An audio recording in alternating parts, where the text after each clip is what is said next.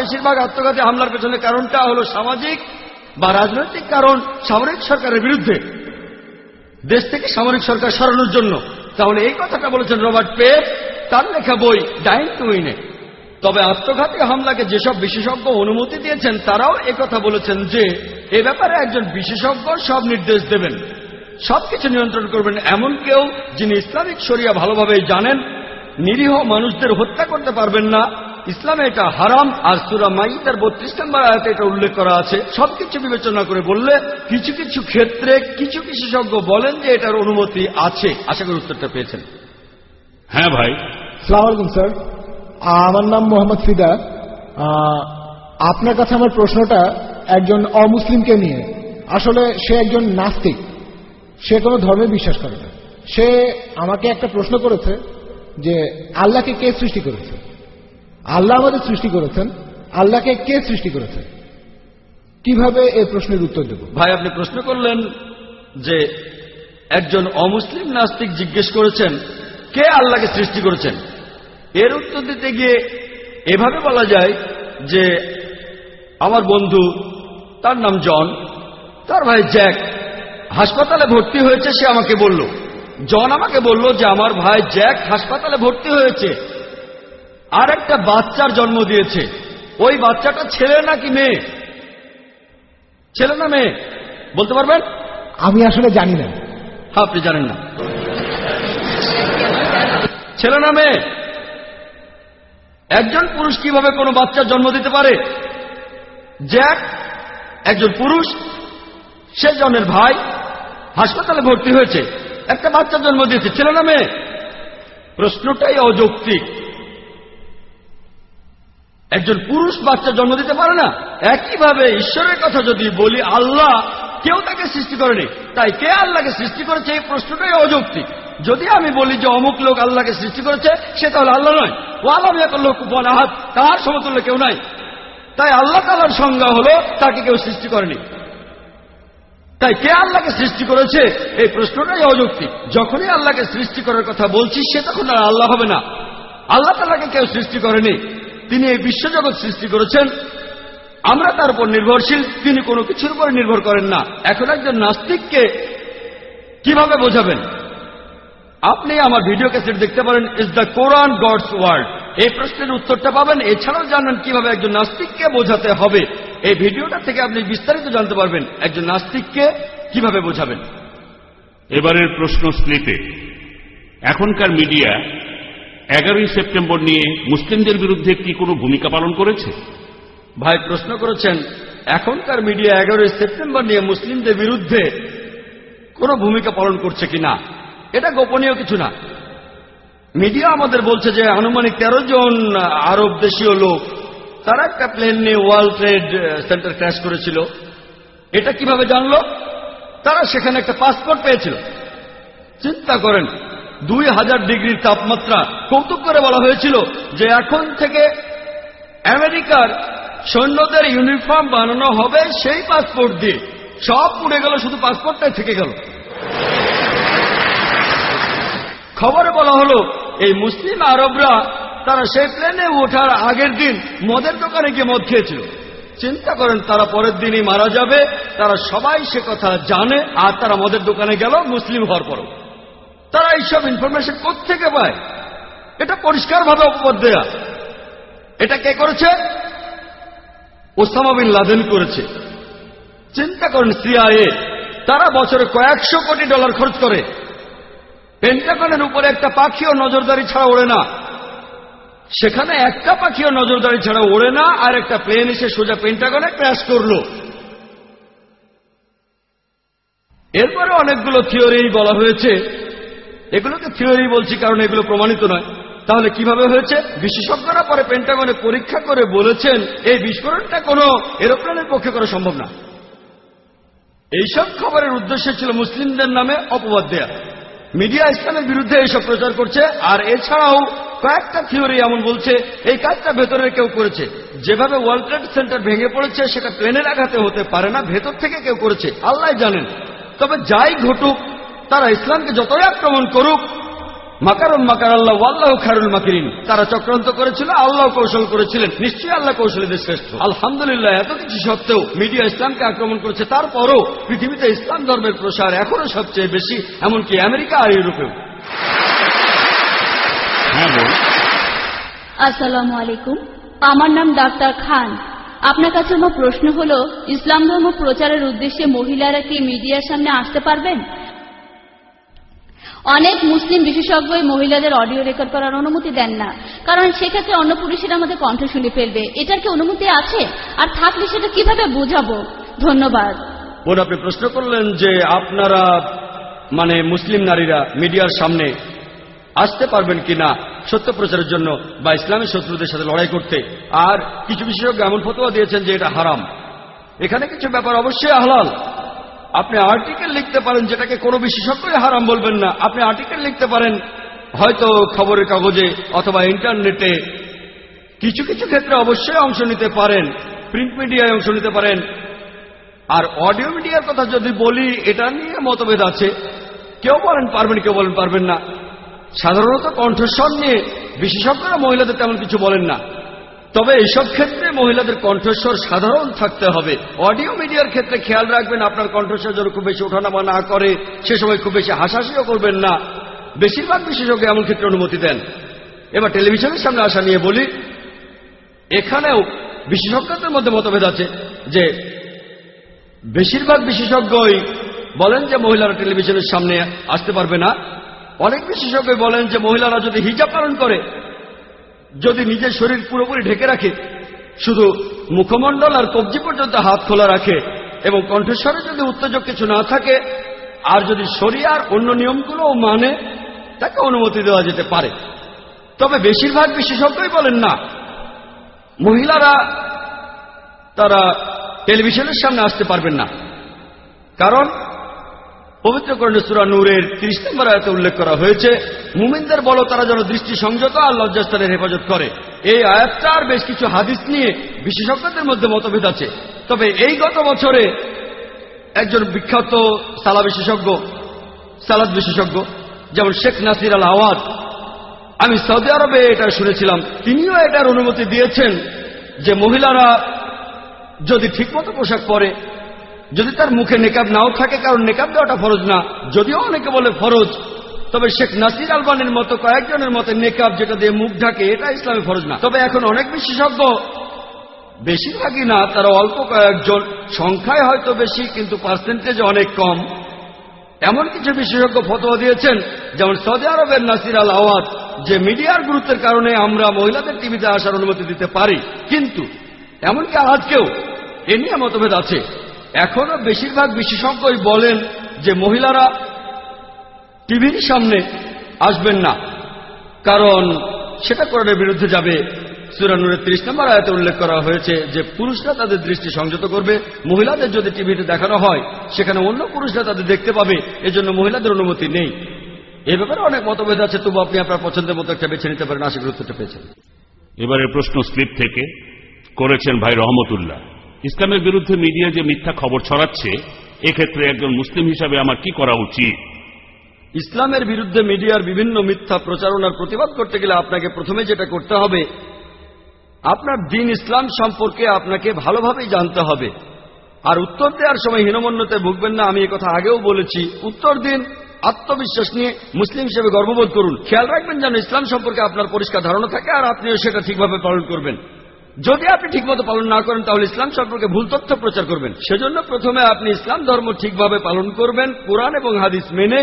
আর আপনাদের অমুসলিম বন্ধুরা যদি প্রশ্ন করে আর সে প্রশ্নের উত্তর না জানলে, কোরআন বলছে জ্ঞানীদের জিজ্ঞাসা করো, ইন্টারনেটে দেখুন, সঠিক উত্তর বের করুন, অথবা বিশেষজ্ঞ কারো কাছে জিজ্ঞেস করুন, তারপর উত্তর দিন। হীনমন্যতায় ভুগবেন না, আত্মবিশ্বাস নিয়ে উত্তর দিন। আপনার উত্তরটা দিন হিকমার সাথে, বিজ্ঞানের আলোকে কোরআন এবং হাদিস মেনে উত্তরগুলো দিন। আশা করি উত্তরটা পেয়েছেন। হ্যাঁ ভাই। আসসালামু আলাইকুম, আমার নাম শোয়েব খান, আমি একজন স্টুডেন্ট। আমি প্রথমে ডক্টর জাকির নায়েককে অভিনন্দন জানাই যে শুধু মুসলিমরাই নয়, এখানে উপস্থিত সবাই আপনাকে নিয়ে গর্বিত।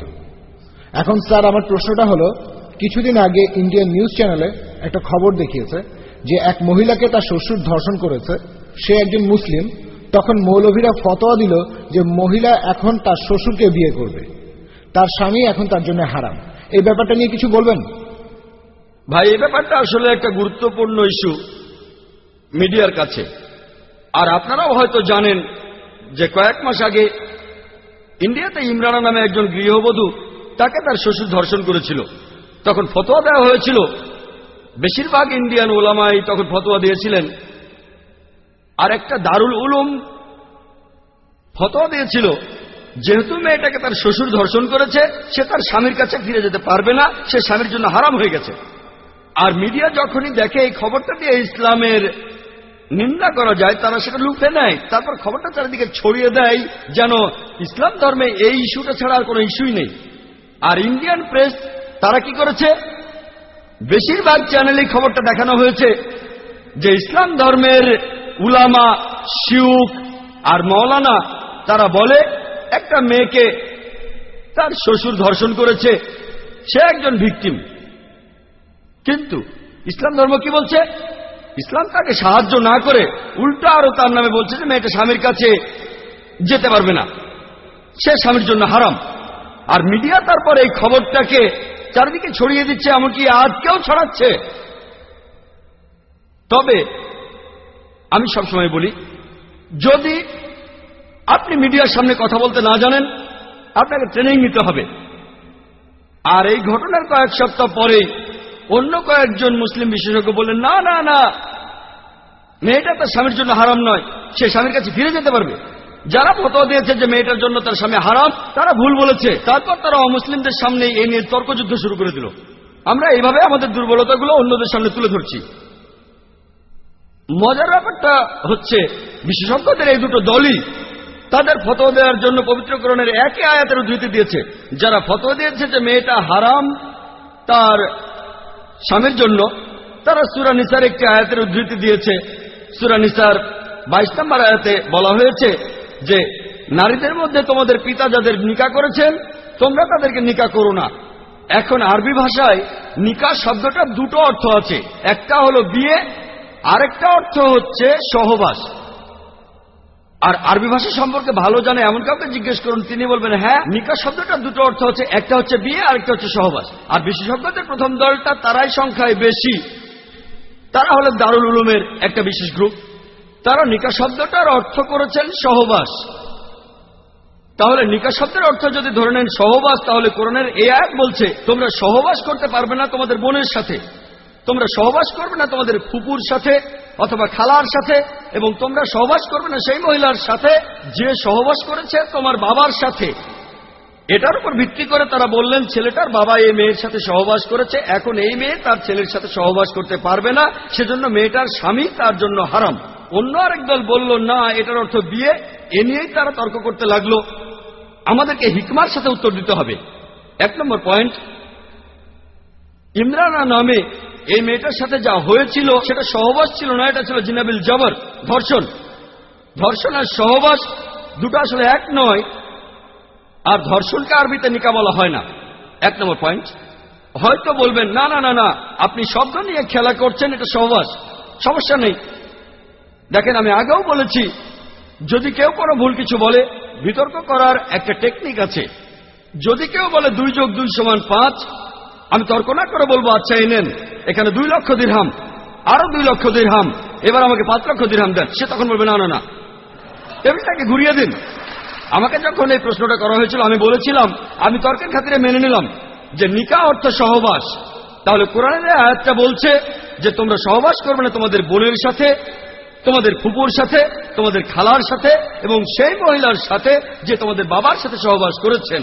তার মানে কি এই যে কোরআন সহবাসের অনুমতি দিচ্ছে প্রতিবেশী মহিলার সাথে অথবা অন্য কোনো মহিলার সাথে? তারা বলেন না না। আমি বললাম কেন? যদি বলেন যে নিকাহ অর্থ সহবাস, তাহলে কোরআন বলছে যে সহবাস করবে না তোমাদের বোনের সাথে, ফুপুর সাথে, খালার সাথে, আর যে মহিলার সাথে তোমার বাবা সহবাস করেছে। কিন্তু সহবাস করতে পারবে প্রতিবেশী মহিলার সাথে, অন্য যে কোনো মহিলার সাথে। তারা বলল না। তাহলে সঠিক অর্থটা হচ্ছে নিকাহ মানে বিয়ে, অর্থাৎ তোমরা বিয়ে করবে না তোমাদের বোনকে, তোমরা বিয়ে করবে না তোমাদের ফুফুকে, তোমাদের খালাকে, এবং বিয়ে করবে না সেই মহিলাকে যে বিয়ে করেছে তোমাদের বাবাকে। তবে আপনি প্রতিবেশী মহিলাকে বিয়ে করতে পারেন, অন্য যে কোনো মহিলাকে বিয়ে করতে পারেন। তাই আপনারা লড়াই না করে হিকমা দিয়ে এটা বোঝাবেন। আর কোনো বিশেষজ্ঞই বলবেন না যে আপনি সহবাস বা জিনা করতে পারেন যে কোনো মহিলার সাথে। হিকমার সাথে উত্তর দেন, সমস্যার সমাধান হয়ে যাবে। কিন্তু দুর্ভাগ্যজনকভাবে নিজেরাই একে অন্যের সাথে তর্ক করছি মিডিয়ার সামনে, ইসলামকে সবার সামনে হাস্যকর বানাচ্ছি। আশা করি উত্তরটা পেয়েছেন। এবারের প্রশ্ন করা হচ্ছে আমার ডান দিকের মাইক থেকে। আসসালামু আলাইকুম, আমার নাম সামিউল্লাহ ইনায়েত, আমি একটা ইলেকট্রিক্যাল কোম্পানির সেলস এক্সিকিউটিভ। আমার প্রশ্নটা হলো, মিডিয়াকে সাধারণত রাষ্ট্র কিছুটা প্রভাবিত করে, রাষ্ট্রের সরকার মিডিয়াকে নিয়ন্ত্রণ করে, আর বিশেষ করে মুসলিম দেশগুলোতে, মানে মধ্যপ্রাচ্যের যেখানে আরবরা বসবাস করে, আমি সেখানে একথা শুনেছি সেখানে বেশিরভাগ অনুষ্ঠানই মুসলিমদের জন্য দেখানো হয়। এখন এই সব দেশের শাসকরা কিভাবে মুসলিম মিডিয়ার অবস্থানকে উন্নত করতে পারেন? আমি আমার লেকচারে বলেছি যে কিছু মুসলিম চ্যানেল আছে, চ্যানেল নেই সেটা বলিনি, তবে তাদের অনুষ্ঠানগুলো শুধুমাত্র মুসলিমদের জন্যই। ইন্ডিয়াতে উর্দু চ্যানেল আছে শুধু মুসলিমদের জন্যই, পাকিস্তানেও মুসলিমদের জন্য অনুষ্ঠান হয়, আরবি ভাষাতেও দেখতে পাবেন আরবি চ্যানেল আছে অনেক, ভালো খারাপ অনেক, তবে তাদের অনুষ্ঠানগুলো আরবদের জন্য। এটা ঠিক আছে, আরবি ভাষা যদি ভালো অনুষ্ঠান হয় সেটা ঠিক আছে, আমি বলছি না ভুল, যদি চ্যানেলগুলো ভালো হয় আর ইসলাম শরিয়া মেনে চলে, যেমন মাজাব চ্যানেল ইত্যাদি। তবে এটাই যথেষ্ট নয়। আমার কথা হলো এমন একটা চ্যানেল শুরু করতে হবে যেখানে ভাষাটা হবে আন্তর্জাতিক ভাষা। আমরা আন্তর্জাতিক পর্যায়ে মানুষের দৃষ্টিভঙ্গিটা যাতে বদলে দিতে পারি, পুরো পৃথিবীর মানুষের মনোভাব বদলে দিতে পারি। শুধুমাত্র আরবদের কাছে ইসলামের ভালো কথাগুলো বলছেন, এটা অবশ্য ভালো কাজ। আমাদের একটা চ্যানেল দরকার যেটার ভাষা হবে আন্তর্জাতিক ভাষা। আমি এখানে বলবো যে ঠিক আছে, আপনারা আরবের বিভিন্ন দেশ শাসন করছেন, তবে আপনারা কেন ইংরেজিতে ইসলামিক চ্যানেল চালু করছেন না, যেটা ইসলাম ধর্মের বাণী প্রচার করবে পৃথিবীর সব জায়গা থেকে, যেটা যাবে আমেরিকাতে, ইউরোপে, অস্ট্রেলিয়ায়, মধ্যপ্রাচ্যে, এশিয়ায়, সব জায়গায়। এতে করে মানুষের মনোভাব বদলাতে পারবো, একই সাথে ইসলাম ধর্মকে প্রচার করতে পারবো, যেটা ইসলাম অনুযায়ী ফরজ। এবারের প্রশ্ন স্লিপ থেকে করেছেন ভাই কায়সার রহমান। একবিংশ শতাব্দীতে এসে আমরা পৃথিবীর মুসলিমরা আমরা এখনো রুটি রুজির জন্যই যুদ্ধ করে যাচ্ছি, তবে একথা কি বলবেন যে আমাদের কেন বিবিসি বা সিএনএন এর মতো কোনো টিভি চ্যানেল নেই? আমি এখানে লেকচার দিলাম মিডিয়া আর ইসলাম নিয়ে, আর আপনি এখন প্রশ্ন করলেন কেন, যেন আমি আপনাকে রোমিও জুলিয়েটের পুরো গল্পটা বললাম, আপনি বললেন রোমিও কি ছেলে না মেয়ে। ভাই আমি এতক্ষণ কথাই বললাম ইসলাম আর মিডিয়া নিয়ে, আমরা পিছিয়ে আছি আমাদের দোষেই, এটার উপরে এতক্ষণ লেকচার দিলাম। সম্ভবত আমার লেকচার শুরুর আগে প্রশ্নটা লেখা হয়েছিল, সেজন্য আমি বলি সরাসরি প্রশ্ন করুন। অনেকের মাথাতে একটা প্রশ্ন থাকে, সেটা লিখে ফেলে, তারপর আমি যে কথাই বলি সেটা জমা দিয়ে দেয়। পুরো লেকচারটা এই বিষয়টা নিয়ে যদি আবার শুনতে চান, ভিডিও ক্যাসেটটা নিয়ে আপনি যতবার খুশি দেখতে পারেন। আসসালামু আলাইকুম ডাক্তার, আমার নাম জিসান জাফর আলী। আমার প্রশ্নটা হলো, টিভিতে কার্টুন দেখতে পারবো কি না?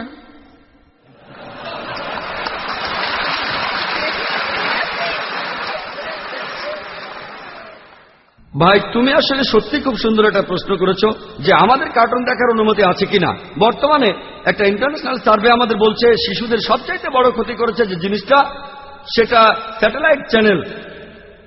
আমেরিকাতে একটা শিশু গড়ে প্রতিদিন প্রায় 7 ঘন্টা টিভির সামনে বসে থাকে, স্কুলে সে এর চাইতে কম সময় থাকে। বেশিরভাগ চ্যানেলই তাদের ইসলাম থেকে দূরে নিয়ে যায়, এমনকি কার্টুন চ্যানেলগুলো, বেশিরভাগ চ্যানেলই। আপনারা চ্যানেলগুলোতে অনেক ভায়োলেন্স দেখবেন, আর একজন যদি প্রত্যেকদিন ভায়োলেন্ট অনুষ্ঠানগুলো দেখে, হোক সে কার্টুন বা সিনেমা, তার বন্ধুর সাথে ঝগড়া হলে সে তার বাবার পিস্তল নিয়ে বন্ধুকে গুলি করে মারে। বোম্বেতে একটা সিরিয়াল দেখানো হতো বাচ্চাদের জন্য, অনেকটা কার্টুনের মতোই ছিল, নাম ছিল শক্তিমান, অনেকটা ঠিক সুপারম্যানের মতোই। একটা বাচ্চা তার বাসা থেকে লাফ দিল উঁচু দালান থেকে, ভাবলো যে শক্তিমান বা সুপারম্যান তাকে বাঁচাবে, কেউ এসে তাকে বাঁচালো না, সে মারা গেল। যখন বাচ্চার বাবার সাথে কথা বলা হলো, তিনি বললেন যে আমি ভাবতেই পারিনি আমার ছেলে লাফ দেবে, হয়তো আগামীকাল আপনার বা আমার ছেলেও লাফ দেবে। তাহলে এই মিডিয়ার প্রভাব এখন এতটাই বেশি, এটা মানুষকে অন্ধ বানায়, আর এতে সবচেয়ে ক্ষতি হয় বাচ্চাদের। সেজন্য আমি বোম্বেতে একটা স্কুল চালু করেছি যার নাম ইসলামিক ইন্টারন্যাশনাল স্কুল। এই স্কুলে ভর্তি হওয়ার একটা শর্ত হলো আপনার বাড়িতে কেবল টিভি থাকতে পারবে না, স্যাটেলাইট টিভি থাকবে না। এটা শয়তান, এটা একটা শয়তান। লোকে আমাকে বলে তাহলে আমরা পিস টিভি কিভাবে দেখব? 1 নম্বর পয়েন্ট, পিস টিভি দেখার জন্য যদি কয়েকশো শয়তানকে আপনার ঘরে ঢুকতে দিতে হয়, কিছুই দেখা লাগবে না, সেটাই সবচেয়ে ভালো। বড় কোনো ক্ষতির চেয়ে ছোট ক্ষতি ভালো। কিন্তু যদি আপনার একটা স্পেশাল ডিশ থাকে আর একটা ডিকোডার, আপনি শুধু পিস টিভি দেখবেন, অন্য কোনো চ্যানেল না। আমরা চেষ্টা করব যাতে মধ্যপ্রাচ্য আপনারা দেখতে পারেন। একটা ডিশ দিয়ে খরচ হবে মাত্র কয়েকশো রুপি বা কয়েকশো দিরহাম। মাসে মাসে দিতে হবে না। অন্য চ্যানেলগুলো তো যেভাবে দেন, হয়তো মাসে মাসে 200 বা 250 রুপি খরচ করুন, কয়েক হাজার রুপি, আর বিল্ডিং এর সব বাসাতে যেন দেখে। একটা ডিকোডার নেন, সেটা দিয়ে পিস টিভি শুধু দেখবেন, অন্য কোনো চ্যানেল দেখবেন না। বর্তমানে যা আছে সেগুলোকে বাদ দেব না যে এটা হালাল এটা হারাম, একটা সাবস্টিটিউট থাকতে হবে। আমরা বলি যে আমাদের স্কুলের অভিভাবকগণ কেবল টিভি দেখেন না, তবে আমাদের কাছে ইসলাম ও অন্যান্য ধর্মের উপর 5000 ভিডিও ক্যাসেট আছে। যদি প্রত্যেক দিন একটা করে দেখেন, প্রায় 3 ঘন্টার, সবগুলো থেকে শেষ করতে আপনার 13 বছরের বেশি সময় লাগবে। এই সময়ের মধ্যে আপনার ছেলে বা মেয়ে স্কুল থেকে পাশ করে চলে যাবে যদি প্রতিদিন একটা করে দেখেন। আমাদের লাইব্রেরিতে আরো নতুন ভিডিও আসবে, 13 বছরে আরো 5000 নতুন ভিডিও থাকবে ইনশাআল্লাহ। আমাদের এই